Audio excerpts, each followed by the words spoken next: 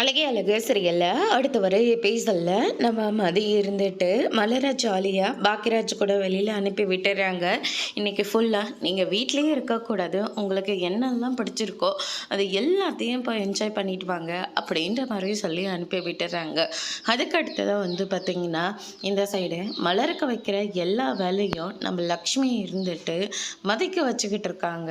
மதி இருந்துட்டு இங்கே பாருங்கள், எனக்கு இவ்வளோலாம் சமைக்க தெரியாது, என்னால் முடிஞ்சதை நான் சமைச்சு கொடுக்குறேன் அப்படின்ற மாதிரி சொல்லிடுறாங்க. என்ன போனால் போட்டோன்னு இங்கே எல்லாருக்கும் செய்யலான்னு பார்த்துட்ருக்கியா? இதே மலரை இருந்திருந்தா எல்லா வேலையும் இழுத்து போட்டு செஞ்சிட்ருப்பா.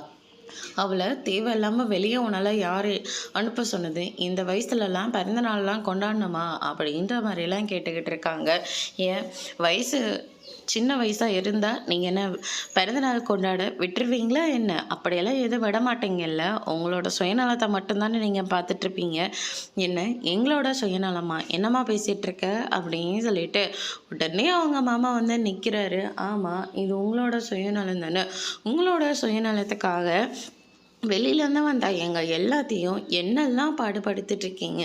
நீங்கள் பண்ணுறத உங்கள் மாப்பிள்ளை தவறாமல் அவங்களோட பொண்டாட்டிக்கும் பண்ணிகிட்ருக்காரு.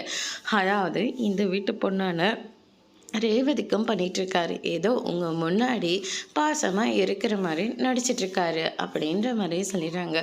தேவையில்லாமல் எங்கள் மாப்பிள்ளையை பற்றி தப்பாக பேசாத, அதை நாங்கள் என்றைக்கு ஏற்றுக்க மாட்டோம் அப்படின்ற மாதிரி ஒரு பக்கம் சொல்லிடுறாங்க. அதோட பிரம முடிச்சிருக்கு.